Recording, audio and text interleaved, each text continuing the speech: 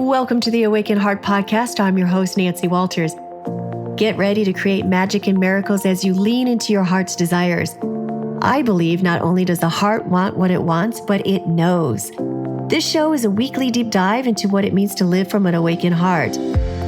I'll be sharing inspiring stories and real conversations with people just like you, who have turned the ordinary into the extraordinary.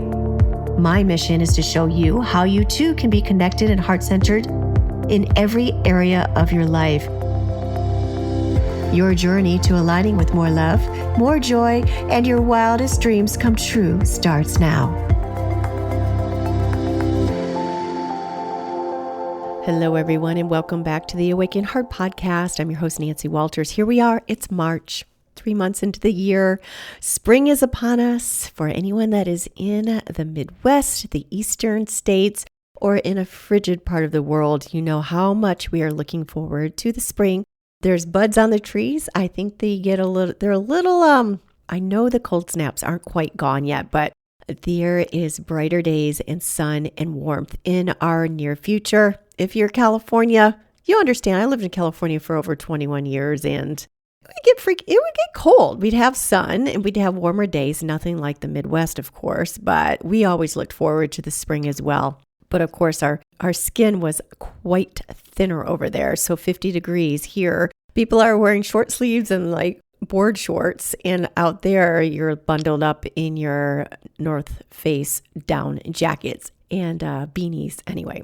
Today's episode, I'm really excited about, and this is something that a lot of people might have experienced in their lifetime, and they don't quite know what to make of it. Have you ever had a strong gut feeling about something, and you end up second guessing yourself, and then you realize later that your intuition was right all along? Have you ever had that? What if you could sharpen the inner knowing, develop your psychic abilities, and protect your energy from being hijacked by another's emotions? In today's episode, I'm joined by Brandi, a gifted psychic, medium, and spiritual mentor who discovered her abilities at an early age. She shares how her grandmother's passing became a profound turning point, unlocking even deeper intuitive gifts. We'll explore the different types of clairs, clairsentience, clairvoyance, clairaudience, and more. How mentorship plays a vital role in developing psychic abilities, and why energetic protection is essential. Brandi also dives into the power of trusting your intuition and, more importantly, acting on it. If you have ever felt drawn to exploring your own spiritual gifts but weren't sure where to start, this conversation is for you.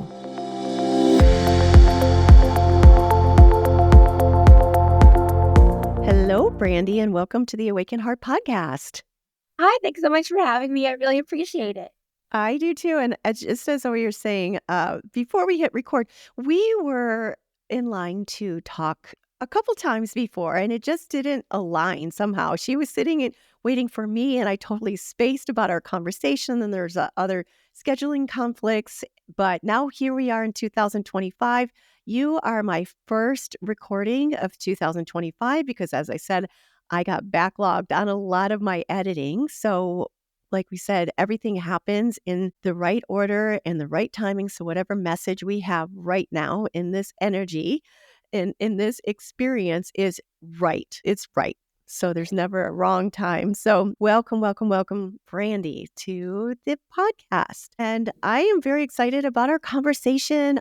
I love what we're going to talk about because there are so many people that I find that do have the kind of gifts that you do, and they don't even know what to do with it. And especially as children, when we see things that other people don't see or things that might scare us, we tend to tamp down our gifts. We don't know their gifts. We think we're cursed. We want to fit in and we're so different or whatever we're brought up to believe. Maybe you're in a religious family and that's like devil or it's like blasphemy to believe in these things. So a lot of people like yourself, it's 11:11 right now. I just looked at my clock. So we are being divinely led.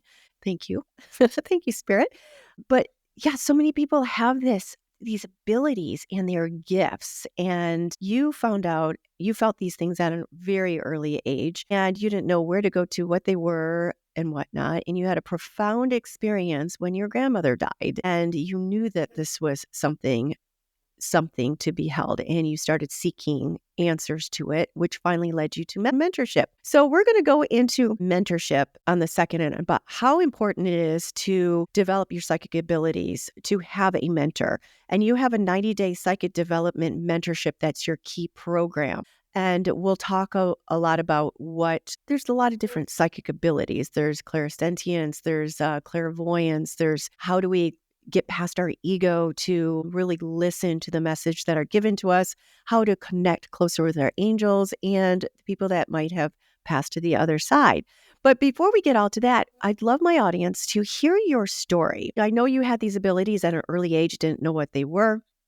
Can you explain maybe where it was in your early childhood and what led you to really taking your gifts seriously and seeking out the mentor and developing your abilities and then leading to helping you to help other people? Yes, absolutely. So I was like 10 or 12 and I was hearing spirits and I knew it wasn't my thought, but it was my voice. So it was a little bit confusing when you're that young because I was like, okay, I'm hearing something, but like I didn't just think that. That's not my thought. So I knew it was spirit because I just knew that these spirits had messages for other people. But a lot of guilt came with that because I didn't know who the message was for or how to give the message. And I was really afraid to tell anyone that I was experiencing that because, it is still a taboo subject, unfortunately. And so I was afraid that, someone would think I was crazy or hearing voices or, like making things up. So I just ignored them and I felt bad about it, but ignored them forever. And, at that time it was a little bit scary too, because like, how is this we're getting into my mind, so that's a little bit scary.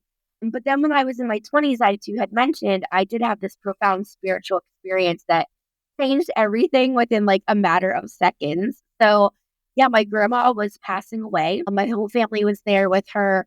We were holding hands around her. She was in her hospice bed. And as she took her last breath, everyone's looking at her and everyone starts crying, and all of a sudden I felt like this it was like a magnetic pull to look up at the ceiling. And when I looked up, I saw the most like amazing, brilliant colors that like I don't even think they exist in this world. And they were forming a star and it was like beating in and out like a heartbeat. And this was in my in my actual vision, right? This isn't like in my mind's eye. This isn't in my imagination. This is like as though it was right in front of me. And in that moment, I just knew that she was at peace and that she was calm, that she was going on to a new beautiful journey, that I would be talking to her again. And my whole view of death changed in that moment. I wasn't afraid anymore. I knew that, death wasn't final. And I actually left the room because at this point, I'm not religious and I'm not spiritual. And it was very profound. And so my cousins thought it was too sad for me to handle. And so that's why they thought I had left the room. But here it's like, when do I tell them what I experienced? Because you never know someone's belief system or, like when's the appropriate time, to tell them. So that was the main thing. And then I just started like, okay, this is something beautiful. This is not something to be afraid of. My grandma wanted me to see that. And so I really feel like she was kind of a mentor to me, as she was passing away to get me on this journey.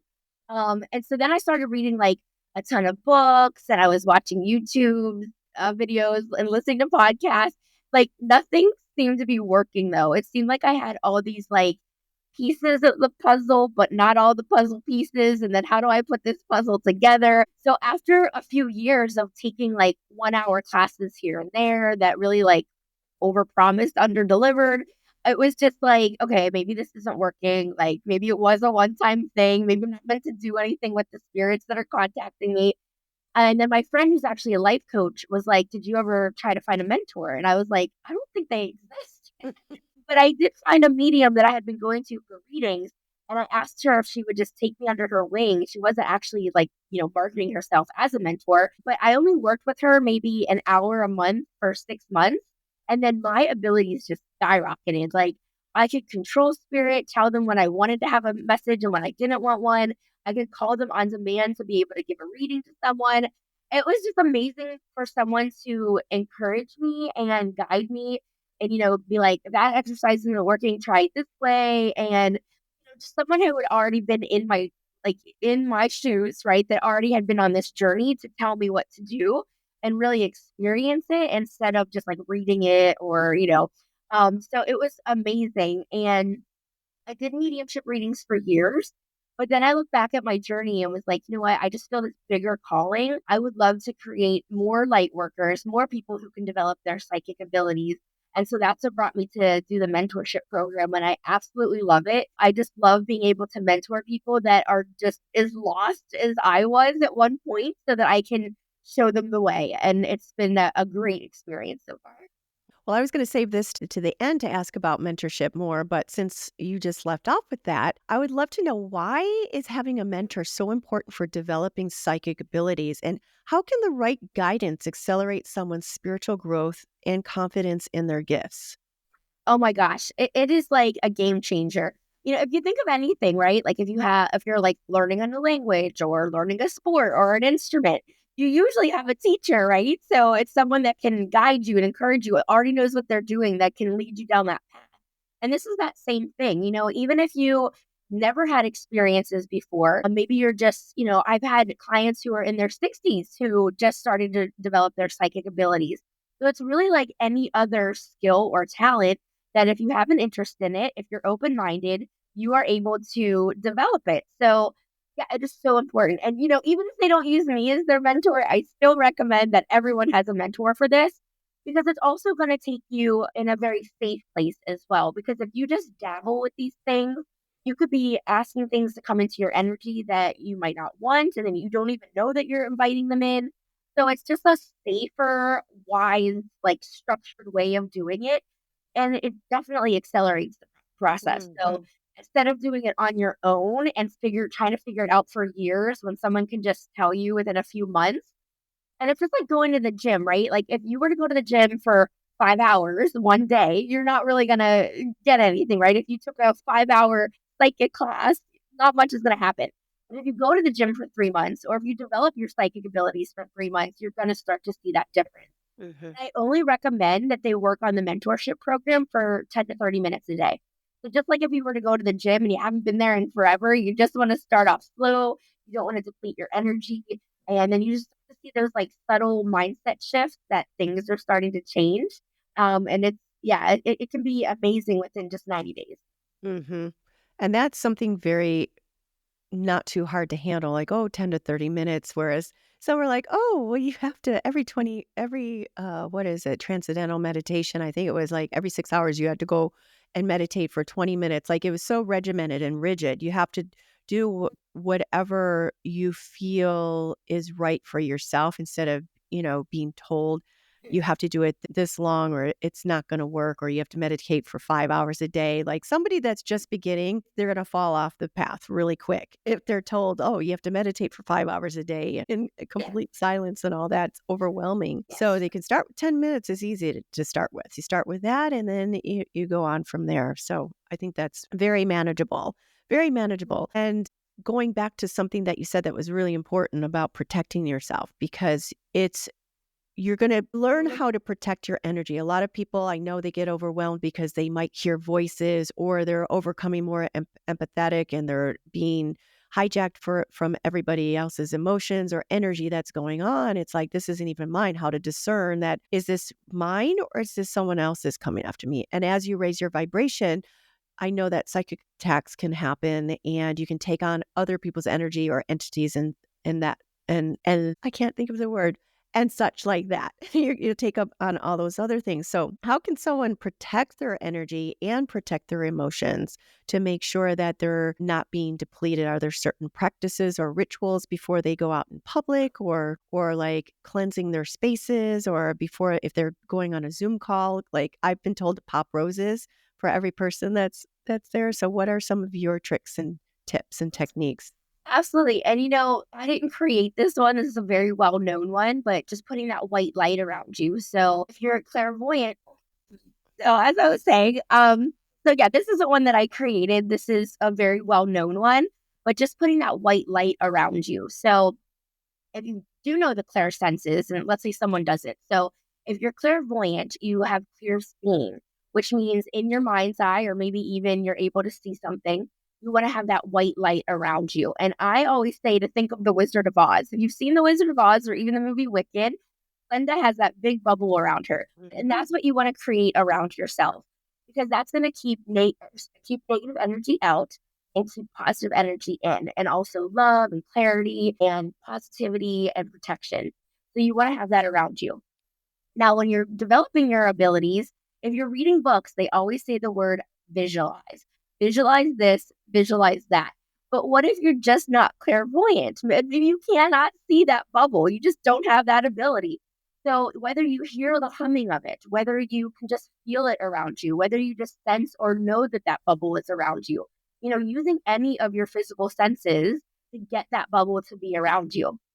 Now, once you have that bubble around you, you have to believe in the bubble. That's the biggest thing because you have to believe in spirit, you have to believe in yourself, and you have to believe in the exercises that you're doing, or else it won't work.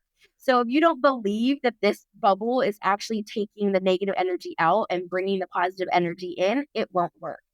And I always say, like, when you're a child, if you like study for a math test, but you think, I'm going to do really bad at this, you usually do really bad. But if you think I studied, I'm going to do good on this test, then you do good. And it's that same concept of I believe in this and it's going to work. For empaths, I mean, they can do this exercise. You can never do it too much. Like anytime they're going to be around somebody else, but they can also have the spirit energy. So they really could do it as soon as they wake up in the morning, anytime they leave the house. They can put the energy bubble around their house in case somebody comes into the house to protect themselves. You can put it around your pets. The white light goes everywhere. And negativity just does not like the white light. So that's a great exercise to do to protect your energy. And I always say if you're going to do any type of psychic exercise, that's always your first step because you do want to practice protecting yourself. So the white light, and you can just do that, just visualize the white light surrounding yourself. And then it's important to ground yourself, putting your roots into the earth as well. Yeah. Grounding yourself is also a way to protect yourself. Mm-hmm. And also when you're raising your vibration, so if your energy and your mind goes higher and higher, you don't want to get lightheaded. You don't want to deplete your energy. So you want your body to still be grounded and have your grounding roots in place. So it's definitely a two-way thing. That's making me, it's funny because when I lived in California, I've gone to some gatherings, like maybe in Topanga Canyon and wherever, some of these spiritual events. And there's just some people you can tell they're not grounded and they're very sweet, but I can't relate to them because it's like, la, la, la, la, plant, like, oh, here's this plant thing. And everything's so, I'm like, oh my gosh, you're going to float away. You're going to float Right? away into the space. But yeah, so it's visualizing a white light around you, but it's not just visualizing, it's believing it. It's like believing it. The energy of believing it's already done. So powerful in protection and in manifesting. And you've got to believe it. It's like we're all energy, frequency, and vibration. That which we believe comes to us, whether we want it or not. So yeah, so you help. That is a really great thing for people to do without, they don't have to really do anything else. Do they just quiet themselves? I know sometimes there's like, oh, you call in this spirit and you call in this ascended master. And like my friend's like, no, you don't have to do all that. All you have to do is just go above. They're there and surround yourself. Yeah. Your spirit guides are with you anyway. So you can always ask them for protection, but they're going to protect you no matter what. You could also, like you mentioned, sponge your space. So you could do that. I always recommend doing that at every new season, definitely the new year. But you could also just wear if you wear crystals for protection, you could wear, always wear Archangel St. Michael necklace. So there are other ways to protect yourself as well. Oh, that's beautiful. Yeah, this one is, I forgot the name of this one, but this is, I think, for intuitive psychic connecting with angels. Okay, yeah. Yeah, have it all around us. They're living, they're alive. So let's go into what are the different clair senses and how can listeners identify and develop them? Sure. So clairvoyance, as I mentioned, is clear seeing. Clairaudience is when you hear the message. Like I said, I hear it. It's my voice, but not my thought. And sometimes I will hear it externally as well. And then there's also clairsentient, which is clear feeling. And then there's claircognizance, which is clear knowing. And those are the main four that I work with. But there's also clear smelling. There's also clear taste. I forget. I think they're clairgustance and I forget what they are exactly, but I know I work with them because, let's say you're doing a reading and all of a sudden you start to smell like chocolate chip cookies. You could be like, oh, did your grandma used to bake? So that's when you would use those. But any of the clair senses is using your intuition with your five physical senses. So we all have our five physical senses, and our clair senses are when we combine our intuition, when we use extrasensory perception to use our clair senses. So, for instance, if I told you right now to envision a red ball in your mind, right? You want to envision that red ball because you're using that psychic muscle to your imagination muscle to get that red ball on your mind. Now, it doesn't matter what size it is, doesn't matter, if it's up in the air, if it's moving, but the more you can get that in your mind and work out that muscle to get it to be more and more vivid, the easier spirit is going to be able to communicate with you because they work through our creativity. They work through the right side of our brain, which is our intuition. And so if we start to work out that muscle, we're working in tandem with them. So we want to get that to be very vivid.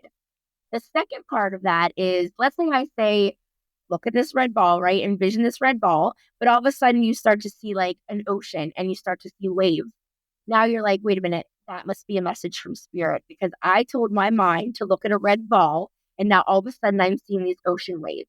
And now you can recognize spirit just gave me that message. And then you can start that communication of, why are you giving me this message? What does this message mean? And so that's really the steps of developing your abilities by working out that psychic muscle and then recognizing whenever spirit gives you that message.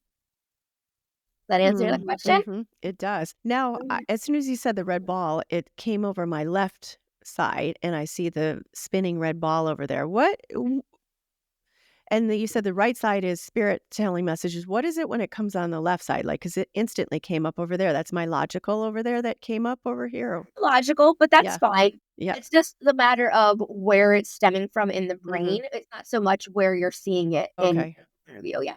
Okay. Yes, because I have heard clear voices before. And I didn't know if it was over here, but literally, like, if it was like someone spoke in a corner, I'm like, twice in my life that's happened, like clear as day, somebody has spoken to me. So, and like a little more of that. But so I know there's a lot of ego involved and a lot of people that are beginning to develop their intuition and trusting it. Trust is such an important thing. It's trusting what you're given, that, it's given to you for a reason. And sometimes you have to decipher them, this and that. But a lot of times ego gets in the way or our judgment gets in the way. So could you explain the role of ego in blocking spiritual messages and how can one effectively release it? Yeah. That by far is the biggest issue. I had it, all my clients have it. It is just a very hard thing to overcome. You will overcome it, but it is hard because the left side of your brain has been in the driver's seat your entire life, right? You're going to school, you're learning to learn from rationality, from facts, from logic, and then all of a sudden now we want to listen to the right side of our brain, which is in tune with us, right? Which is our heart, what we want deep down inside of us. So we're actually been taught to not listen to that side of ourselves because we want to look at logic. So when you try to make a decision through intuition or through spirit, we're automatically going to doubt ourselves because we have not been used to that our whole lives. We're almost conditioned to not listen to ourselves because we are so science backed, right? So your ego is there to protect you. I'm not saying to get rid of your ego, right? It has a very good purpose. It wants to protect you, but it also doesn't want you to come out of your safe zone. It doesn't want you to go out of your comfort. It doesn't want you to take risks. So it's always going to try to reel back in any messages you get from spirit or your intuition. It's going to tell you that doesn't make sense. There's no way that you know that. It's always going to doubt you. But whenever you start to really trust spirit, when you can get to the point of, I'm just going to completely release, let go, and just give a message, even if I don't understand it, because the message is not for us, right? I mean, if we ask for a message for ourselves, it is. But if you're going to do a reading for a sitter for somebody else, the message is not going to make sense to you. So you just need to give the message just as it comes in because spirit's message is never wrong. It's our own ego that says the message is wrong. So once we can just eliminate that and just go ahead and freely give the message, that's really whenever you just take control of your abilities and you can have that trust in yourself. But Mm-hmm. it takes a lot to get there. So Mm-hmm. after I worked with my mentor for 6 months, I then did a weekly circle religiously every single Thursday night for about 8 months so that I could practice on strangers who knew I was practicing so that I could get that trust built in myself. And they would say, no, you're 100% right. And even though they're saying that, I would still be thinking, there's no way this is right. So they would believe in me more than I believed in myself. And that's really a hard thing to come across. But once you do cross that, then it's amazing once you can get to that point. Mm-hmm. Mm-hmm. Because most of the time what's coming into you doesn't make sense, of course, to you, but then all of a sudden you're like, okay, sounds crazy to me. But then you tell it to the person that you're reading. They're like, oh my God, that was my grandmother. She used to have that at our house. And yeah, so it's really, really Exactly. Yeah. important. Yes. Yeah, let's trust it. And Yes. so what practical steps or exercises do you recommend for listeners to enhance their receptivity to spiritual guidance? Sure. So, it's really tuning into your senses so that you can find out which clair you are. And maybe you're a couple of different clairs. And your clairs can also change. So maybe today you're clairvoyant, but a year from now you're clairaudient. But really, whenever you can, I think a lot of people think psychic ability development is all about meditation. And we do meditate, but I only meditate for about 2 minutes. That's it. Like just I enough. love it. Good. I only do it enough to relax my mind and my Mhm. body. And then I'm focused on something. I'm focusing on an exercise. I'm focusing on a question that I'm asking spirit. And then I'm really just tuning into the answer. But the answer usually comes within 4 seconds. By the fifth second, Mhm. your rational mind is now in the way. It's telling you it's not right. So that's how quickly the message needs to come. And that's how quickly you need to give the message. So I do have a four-step process to listening to intuition, which is also listening to spirit. And I call it the AFTA method. So AFTA. So the first step is you want to ask your intuition a question. And a lot of people think that your spirit guides come from your intuition because they've been here with you in your past lives. So they know what you want deep down inside to live authentically and not how society wants you to live. So you want to ask a question and you don't want to start off with something huge, like, should I move to China tomorrow, right? But you want to ask something small, something like a yes or no, like, should I eat a burger or a salad later? Like just something that's sort of choices that are very small. Let's say your mind is saying, I really want that burger, but your intuition is saying, I really want that salad. You want to feel the answer somewhere in your body that might tell you that you should eat that salad. And then maybe once you start to recognize, okay, I ate the salad, maybe you have more energy tomorrow, or maybe you start to lose a few pounds, whatever it might be. But spirit's really guiding you to the right destination of what you truly want deep down inside, even if you don't know it yourself, because you've never opened up that much. So first you ask, then you feel the answer somewhere in your body with only those 4 seconds. That's how quickly it comes. And it can be a thought, but maybe your thought sounds a little bit like further away. It doesn't sound like a normal thought. Maybe it's a chill down your spine. Maybe it's just a gut feeling of, I just know this is the answer. But that's what you're trying to build, that relationship with yourself. And then the third step is to trust it, because that's what we're trying to build here: trust within ourselves, trust with our intuition, trust with spirit. So we ask, then we feel for 4 seconds, we trust it, and then we act on it. Because if you don't act on it, why'd you do any of these steps anyway, right? Once you act on it, you can actually keep an intuition journal of, this is what I asked, this is the action I took, and then start to see how your life is getting better because you actually did start to listen to what you want deep down inside. So you're living more with ease. Maybe you're living a little bit more peacefully. Maybe you have less stress because you're now listening to what you actually want instead of how society tells you how they want you to live, right? So Mhm. yeah, it's just a process. And then once you start to understand how it feels in your body, you can start to ask those bigger questions about career and health and finance and things like that. But you want to start off small to build that trust, just like you would with anybody else. Build that trust with a relationship with someone. You're just building it within yourself.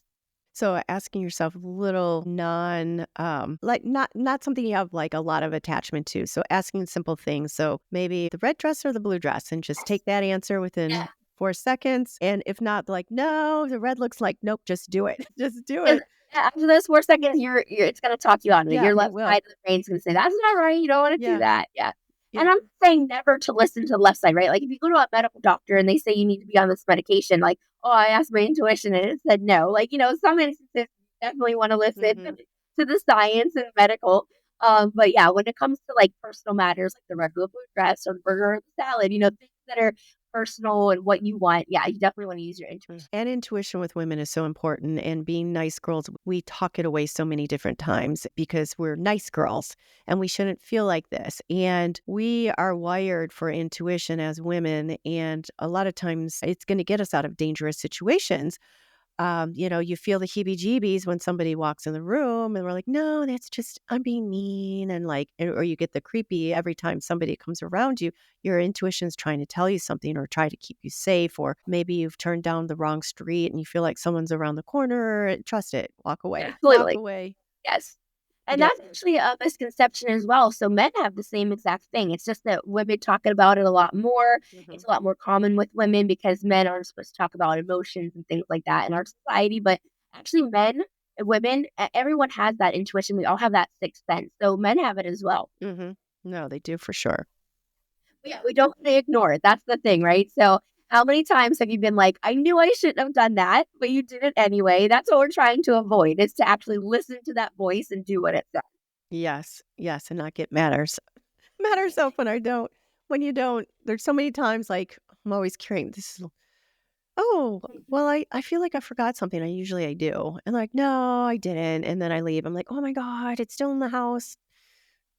Running back, wasting time. But then it's like, okay, well, I was delayed 10 minutes. So, I'm being protected. Maybe something would have happened to me if I Mhm. had been on the road 10 minutes early. But I get so mad. I'm trying to learn to not Yeah. get so upset at myself. I'm like, Nancy, told you should have done that. So a lot of people have like little hints of intuition. They want to develop more, but they don't know quite what they are. So they want to discover their psychic abilities and their life calling. How can someone identify if they're dormant or latent psychic abilities and align them to their life's purpose?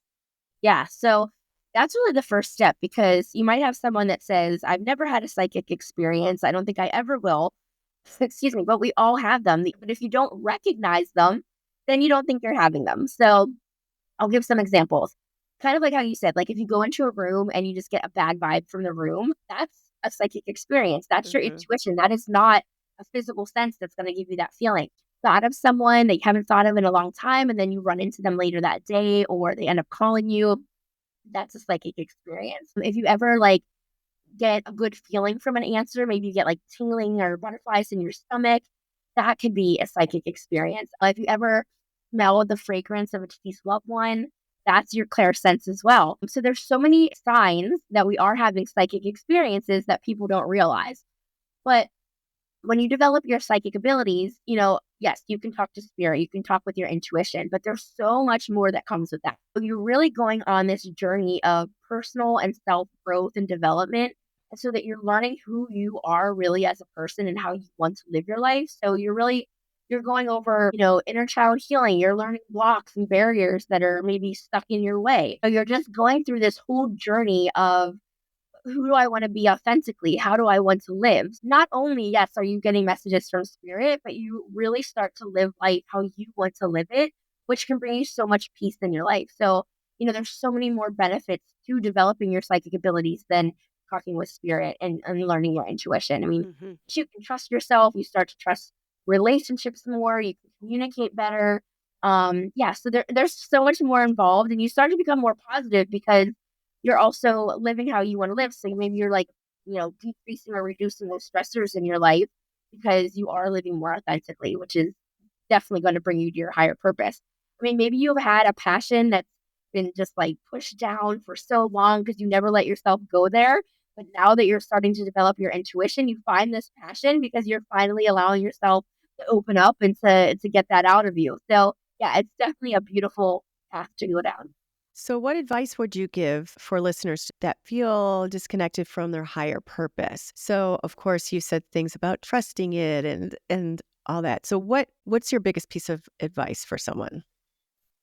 So it can be different for everyone. That's kind of a tough question because for me, I'll give it like from my experience. So I found that spirituality really got me to get to my higher purpose because once you can realize that we are all interconnected. So, let's say I smile at someone at the grocery store and then they smile at the next person, and you have that ripple effect Hmm. to find that even if it's little old me, I can make a difference. And really, spirituality taught me that. And spirituality and psychic abilities really go hand in hand. So once you can start to realize, like, okay, I'm part of this bigger thing, right? I'm part of the universe. I'm part of this bigger action, and the decisions that I make can make somebody else's life better. We're all here to help each other. We all have struggles, we all have challenges. But when you can rise above that and look at situations in terms of, instead of why is this happening to me? What is this trying to teach me? What am I going to learn from this? What have I learned from my past that's going to help me get through this so that I don't make this mistake again? And when you can start to change that viewpoint and start to think, okay, I'm going through this. It's hard, but I can get through it. Somebody else is going through something. Maybe I already went through that. Let me help them now because I already went through that. And so once you can have that ripple effect and see how we're all connected and how we're part of this bigger universe, your higher purpose just naturally comes. Mm-hmm. A lot of us want to help other people. We're just not sure how. But when you can start to look at your life experiences, you start to realize how to help other people. And I feel like that's definitely my higher purpose, but kind of hard to talk to like everyone in a whole because I wouldn't know what everyone's higher purpose is. But that's what I found in my. Mm-hmm. Yeah, it's that domino effect. It's like you start trusting in your ability and you're of service to other people and giving back to that. And then synchronicities and all these unexplained things happen. So you start trusting in it more. So then more comes in. It's just this beautiful thing that happens. And all of a sudden, like, I mean, everyone felt, oh, is somebody's looking at me? I can feel someone's eyes on me. So that is like us when we're in tune with it. And like we can be in tune all the time with it because we're all born with these abilities. We just haven't developed them. And some people like yourself have always had at a young age and knew that you had something and it's just tweaking it to be able to trust it and to open up the channel and let more and more come in. And it's also about turning it off, right? So Yes, I'm a absolutely. medium and I can talk to people who have passed away, but oh my gosh, if I couldn't turn it off and they were just talking to me all day long, like I would Yeah. not be able to live in this reality, right? So it's also Yes. about developing it, also know how to turn it off. Absolutely. Absolutely. To filter like, nope, nope, Yeah. only when I call you, nope, I'm not Yes. seeing you. Like you're not allowed in here protecting your space. Nope. Mhm. Um, I've had friends that would see the ones that would come in at nighttime and she would see them. They were blurry, but she could make out them in great detail. And they'd be talking to her, but she couldn't hear what they were saying. I forgot what they're called. And yeah, I don't know if they're shadow people because she could distinctly make them out, but she'd be like, no, no, no, no, no, no, no, I don't want to see you right now. But she would see them all the time. It was really crazy. It was cool. And there was once Yeah. I stayed the night at her house and I was like, she's 3 in the morning. She's like, can you come in here? Like, I just Uh-huh. know. And I'm laying in there with her. I'm like, oh my God, I believe in you, but please don't show yourself because it'll freak me out. Yeah. And if you want to give your friends some advice, so what they need Hmm. to do is set those boundaries earlier in the day, right? Hmm. So you can only contact me just like as though you had a storefront with an open and close sign. This is when I'm open, this is when I'm closed, these are my hours today. And she needs to realize that Yeah. she has power over spirit. Because if they know they're getting a rise out of her, if she's getting anxious, if she's getting fearful, they're gonna stick around. Hmm. You get to that part of emotional intelligence of just being completely calm, not just saying I'm not afraid in my mind, but actually, there's no heart palpitations, you're not getting anxious, you're just literally calm. They have no reason to stick around. So she needs to get to that point of knowing that she has power over spirit. And just if someone were to bully her, you need to be that like strict with it. Just be like, you need to get out of my house. You're not Hmm. going to get a rise out of me. And that's it. And they'll Hmm. leave. Because if they don't get a rise out of her, they're not going to stick around. That's really great advice. Really great. Because who wants to see that at nighttime when you're about to cross over into dreamland and all those horrible nightmare movies come back to haunt you. It's a hand under the bed coming up to grab you. So no, only during the day. Here's my business hours. Yeah. Right. So we've all at some point had people that have crossed over to the other side who have passed. And so connecting with deceased loved ones, you were just talking about mediumship. And I know that when you open up to that mediumship, when people have it, like you said, you'll have Larry's brother-in-law or their ancestor coming to you, but they could be coming from all over the place. But then you've got your loved ones. For those grieving the loss of a loved one, how can they open themselves up to connect with them spiritually? Yeah. So My biggest advice is to wait at least a year after they passed away, because basically when you're grieving, it's like putting up a brick wall. And you know how hard would be to communicate through a brick wall, right? So I always say to at least 6 months, but more toward a year, because the medium will have a very hard time connecting if you do have that grieving process going on. Now, Mm-hmm. other people, if they are very desperate to get a sign, like let's say like, oh my gosh, grandma, I need you to come through. I need to see you. I'm heartbroken that you've passed away. I have to see you. When you give off that desperation energy, that's a negative energy. And so spirit will not come through because of that, because they'll know, maybe you're going to even grieve harder if I come through because you're so desperate to get that message. So that it actually turns the spirit off. Where you want to come from instead is like a more lighthearted, positive place of, I would love for you to come through. If you don't, that's okay, but I would love for that. I give you permission to come through. I don't need it, but I would really like it. Like if you start to just change the way the energy is in your words and your thoughts, spirit is more receptive to that. Mm-hmm. So if they don't come through, it could be because of a desperation thing. It could also be that the medium, maybe there's some kind of negative energy there where their spirit guides are protecting them to not go into that negative energy. So there's different reasons if a reading doesn't work out, and it doesn't mean it's the medium's fault. It doesn't mean it's the sitter's fault. There's just something going on that day that spirit doesn't feel like it's a good connection. But I do tell people to prepare for the reading by at least 24 hours, maybe even like 3 days ahead. Start thinking memories of that loved one, invite them to come, give them permission to come to the reading, and really go from there. Because once you let them know the reading is going to take place, you have time to ask questions. They have time to get their thoughts together. So it's really for spirit and for the human to really start connecting before the reading and then come through. But yeah, desperation is a big one that people don't realize can actually block the reading. And you might have something else coming through that's not your loved one. If you're desperate, right? Doesn't that open up to other energies that might come through? I mean, not talking to you as a developed medium, but somebody that might be not as developed and trying to connect to a loved one, and they might get something else that comes in. It could, but I would think that the loved one that they were initially Would trying to protect them. receive would protect them. Yeah, Okay. absolutely. That makes sense. That's great. So, what techniques or rituals can aid in finding peace and healing through spiritual connection? Yeah, I think just like how we spoke before, just Hmm. getting that better viewpoint of, what, things are happening, but like instead of why, figuring out like, what is this going to teach me? What am I going to Hmm. learn from this? Maybe from your past lives, like maybe you're still trying to learn something. And, whenever you do good things for other people, that's also going to help your karma. So if you do Hmm. believe in karma, you're going to build that karma up so that your next life and even further on in this life will be easier as well. So, yeah, I feel like the biggest thing is to live authentically. Because Hmm. if you are living in anxiety and if you're living how other people want you to live, then that's not a very peaceful, true way to live. And that's what's going to cause you a lot of challenges and cause you a lot of negativity. So just breaking out of that, which can be really hard for some people. For instance, like I knew I didn't want to have children, but everyone around me was like, when are you guys going to have kids? So but it's like, but I don't want them.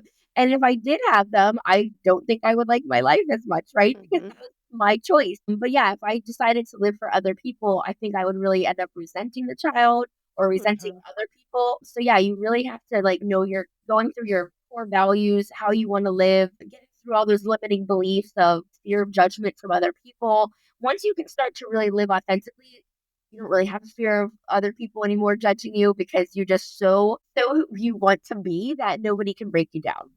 Mm-hmm. Yes. And I do want to ask something. So we did talk about manifestation and intention setting. You said to like, before you're talking to someone or if you want to start developing me, there's visualization. How do psychic principles intersect with manifestation practices and setting intentions in daily life? So I know like we had talked about some of that, but how do those intercept with each other? Yeah, so setting intentions just gets you to live more with purpose, right? Because you're actually setting an intention of, maybe this is what I'm going to do today. And so you have goals. And so whenever you set those intentions in your daily life, you're going to get more done. You're living more actively versus passively. So setting intentions is great. Also, when you're communicating with spirit, I always set the intention of only spirits of the highest good in the highest realm are allowed to communicate with me, so that you have that intention there. Or, spirit, I have the intention of XYZ, of whatever your question is or whatever you want to try to get from them. So with manifestation, I think some people think manifesting is just a matter of like repeating a positive affirmation. This is what I want in my life. So the law of attraction says if I think this, this is what's going to come back to me. But it's so much more than that. You need to actually like, if you want your dream job, right? You can't just say, I want this dream job and just keep saying it. And then law of attraction is going to bring it to you, right? You need to set intentions, to set goals that are going to get you that in your life. So whether it's I need this degree or I need this certification. You're going to take those steps to then get you there. So manifestations in my experience, is really about setting intentions, meeting those goals, and then it manifests. It's really a lifestyle of getting you there. It's how I'm going to live to get to what I want. Sure, you can ask spirit for help along the way and ask your intuition how to get there. But I feel like it's way more than just putting this energy out there and then it comes to you. You need to work with the law of the universe to get to that point. Mm-hmm. It's about setting your intention, feeling it as it's already done, and you're setting the goal for it. You're seeing it as already done, but you're taking action steps towards it. You're not just sitting on Absolutely. the couch saying, "Oh, money pot me home." you're, Yeah. you're working towards it. That's great.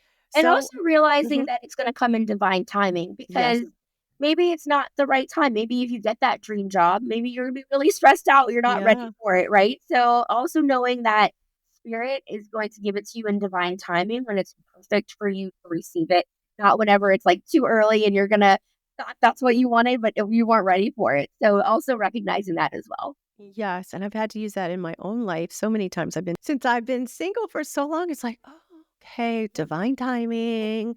I've done actions towards it. I've set intentions. I've done goals, and it still hasn't come into my life. And it's like, I have to use that. I have to use divine timing in that. I'm like, okay, well, it's not meant to be yet. And just let it come in divine timing. Yeah. So before we go, there's just a few more questions. I did want to touch really quick upon animals and them transitioning and what lessons they have to teach us when they're here. And maybe they do decide to go at a certain time after I believe they're all blessings and gifts and angels coming to us and choosing us as their parents in this lifetime and vice versa. And sometimes pet deaths are tremendously hard because they're like children. They're there dependent on you. You're there all the time. They're here loving you for their beautiful short lives. And I find it's hard to get past it a lot of times, especially as there's a lot of guilt in it. Like maybe I should have taken them to the doctor when I did, or maybe I shouldn't have done this or that, or if a pet dies suddenly. I've had both instances happen, and there's other times where I have been there and had to make the decision to at the very end, but I've always been there with them. So what do you feel happens to animals when they cross over, and what are their messages for us as we're grieving them and they've gone to the other side? Yeah. So let's talk about that first. So, if you do need to put an animal down, it is very almost like traumatic, right? It's very sad. Very. You have all of those thoughts of like, am I doing the right thing? Am I doing it at the right Yep. time? But they want us to know that just like if you were to feed them or take them for a walk or anything, they have relied on us their entire lives. And so they trust us. And so if we feel that it's the right time for them to go, they 100% trust us that we've made that right decision. And because they trust us, that should eliminate some of that guilt because they don't know, right? That's something we do with humans. So that's what makes it so traumatic as well because we're just determining and deciding. But they trust us wholeheartedly. And once they have passed, they know that we were there with them. They know that we were doing the best that we could for them and they stay with us. So just Mm. like anyone else, just like a human, they're still with us just in a different way. So they're still going to be around at the holidays or anything. But the most that they want from us is for us to still talk about them and think of them just like a human would. So, you know, think about them even every day if you can. If you can incorporate them and they hear their name every day, think of their favorite toy, whatever it might be, If you think that you feel them like rub against your leg, it's 100% them. They just want those memories to still stick around to know that you haven't forgotten about them. And sometimes they can actually reincarnate and they're your pet again. So if you've ever had a pet that you're like, oh my gosh, this is just like my other pet, it could be their spirit that came back because we might just have that connection and they wanted to come back and reincarnate and be in our lives one more time. Mm. So yeah, that's definitely it. But yeah, for the guilt thing, it's definitely like they trust us wholeheartedly and know that we did the right thing for them. And that's the biggest thing they want us to know. And that's good solace. It's very good to know. I had something tragic happen when I drove across country to move back to Michigan, and I lost one along the way. And I mean, I had to do an emergency stop for 2 days in Wyoming when it happened. But all those long hours on the road, and I had to just grieve and just, oh, it was horrible. And then I put on podcasts about with animal psychics about how animals choose when to leave and they're not really gone and all that just to heal myself. That one took a very long time to get over. It took about at least a year. And then I had a 20-year-old cat that passed, and I grieved really hard right away, really hard. I allowed that, wrote about it, journaled about it, the whole process of it. I had the ashes. When the ashes came back, I slept with them. I had the box in my room. I would talk to her like she was there. Really helped. And then a month later, I had no intention of getting another cat because she was the last of, I had four and they all went over time. She was 20. And I'm not going to get one for 6 months. I'm going to manifest. I'm going to have a man in my life. Like that's where the energy of the universe loves a vacuum and they're going to fill it. That's my intention. Well, a month later, my friend texts me. She's like, did you get your text messages? No. And there's a kitty. There's a picture of a kitty, and she had found it while she was walking in the woods. And I'm like, all right, bring it over. It literally was a month to the day that my Taz passed. So I was like, oh my God, it's a month since Taz left. And here I've got this new Yeah. kitten. What a I know. synchronicity sign right there. The same day, Yeah. like the same exactly a month. Yeah. Yeah, it was. I'm like, oh my gosh. Well, it's been so wonderful having you on. I would love for my listeners to know where to find you, how to work with you, what your social handles are, and yeah. Yeah, absolutely. So the best way is brandyvan.com. That's my website. It tells you all about the mentorship program. But I actually have a free masterclass. So it's about psychic development. It goes through a lot of strategies. It's about an hour and a half long. So if you do want to sign up for that, I definitely recommend that could be your first step. My Facebook and my Instagram are Brandy Van Medium. And those are really the best ways. But my blog post actually on my website, I have a lot of free tips and resources on there on how to tap into your intuition, how to connect with your clair senses. There's a lot of information in the blog post as well on free info on how to get started. I love it. I love it. Yes. And I took a look at your site and I think I might be doing that myself because I've Right. thought about recently I've been Reiki level 1 and 2 for like 10 years now. And it's a whole thing about trusting what you were giving. I didn't trust it and I felt like I'd be silly, like trying to work on somebody and my ego would get on there. Like, what if it doesn't work? What if I'm a failure? So I'm doing the master level in a couple months and I've thought about becoming a death doula. That's become Awesome. something Yeah. that a lot of people like, because my mom, she just went into assisted living over near me, and I'm there a lot, so I see all the other people that, they're close, and we had somebody that died recently, and just, like, it took me by surprise, but it's like, I see a lot of the elderly, they're just forgotten, and I think it's very important for them they're going into the next phase, like, their bodies are transitioning, and it's so important to lead them to the other side. And when my dad passed, he was in the hospital. Hospice was like, I had no idea what to expect. It wasn't a good experience. But there was one lady that came in late in the morning. She was a nurse and she came in, she was this beautiful energy. And she's like, he's transitioning. He's like, he's seeing, he's hallucinating. He's Mhm. seeing like he's close because he's seeing the other side. And she just had this beautiful calming energy. And if I could be there to help family members through their grief and the soul that's about to pass to the other side, I think it's really important work. That would be amazing. Yes. Yes. Yes. So, okay, I don't know what led me to, I forgot what we were talking about before, but what led me into talking about that. But I would love for you, this is the last question I ask everybody, and that is, what does it mean to you to live with an awakened heart? Oh my gosh, it means everything. Like, and now that it is awakened, I would never go back, right? Because it is so awakened. But it really means that I have found my purpose. It does mean that I am living authentically. I just feel like every day is a blessing and that I am doing exactly what I'm meant to be doing. And I just need to be doing more of it. So if anything, I just wanted to keep doing more of it. But yeah, I have a very positive outlook on life. I feel like I really truly connected with the divine universe and how everything's connected. And just understanding that and knowing that there is really no death, like that we are transitioning. It's just a whole different lifestyle and a whole different viewpoint. That's amazing. And, I recommend anybody to get there because it is a beautiful place to be. But yeah, so that's what I consider to be my awakening for sure. Beautiful, beautiful.